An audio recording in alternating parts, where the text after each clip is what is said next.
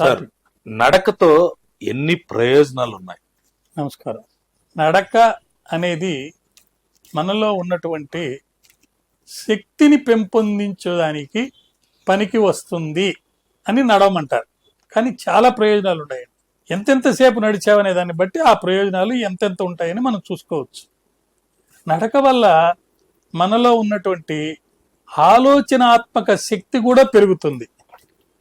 మన భావోద్వేగాలు మనము అదుపులో పెట్టుకొని మన స్వయం కృషితోటి మన జీవన విధానాన్ని మెరుగుపరుచుకోవచ్చు.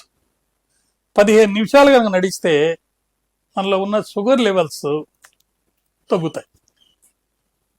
Sugar will be under control. ఒక 30 నిమిషాలు కనుక మనం నడగలిగితే బరువు కూడా తగ్గేదానికి అవకాశం ఉంది.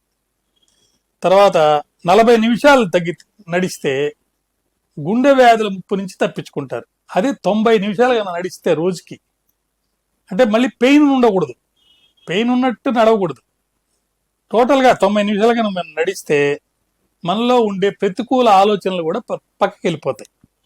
కానీ యావరేజ్గా ఒక 22 మినిట్స్ ఎట్ ఎ స్ట్రెచ్ నడిచి రెస్ట్ తీసుకోవాలి. తర్వాత భోంచేసిన తర్వాత 100 అడుగులు అనేది అంటారు కొంతమంది.